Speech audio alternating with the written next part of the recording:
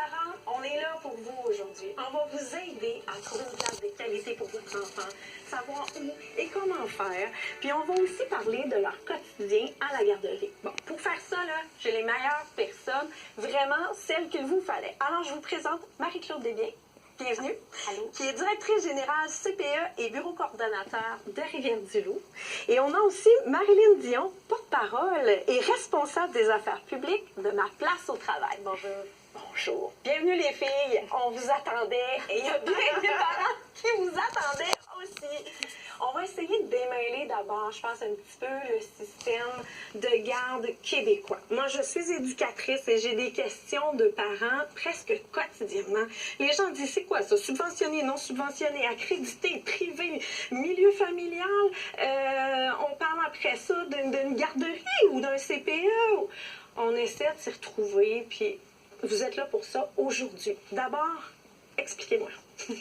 Bien, premièrement, il faut démêler les prestataires de services versus les places subventionnées ou non subventionnées.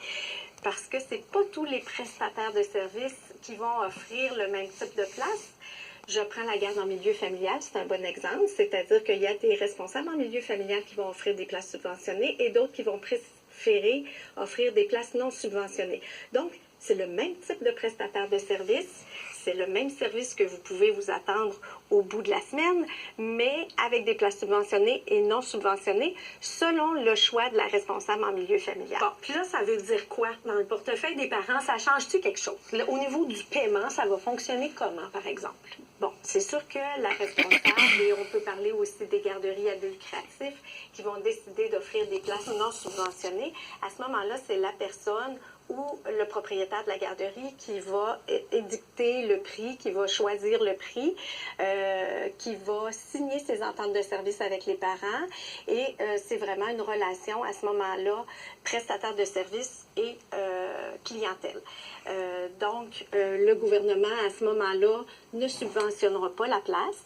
Et c'est vraiment le parent qui va avoir droit au bout de l'année à son crédit d'impôt ou même avec les crédits d'impôt anticipés, va pouvoir avoir des sommes de façon régulière là, dans l'année quand il fréquente un service de garde qui est non subventionné. Si on va du côté subventionné, présentement, les places sont à 9,10 $ par jour. Où est-ce qu'on les retrouve, ces places-là? On va les retrouver chez les responsables en milieu familial qui décident d'offrir des places subventionnées et dans le réseau des CPE. Alors, et dans les garderies, oui, aussi à but lucratif, parce qu'il y a des garderies à but lucratif qui ont des places aussi subventionnées. Fait que c'est les trois endroits où on peut les trouver.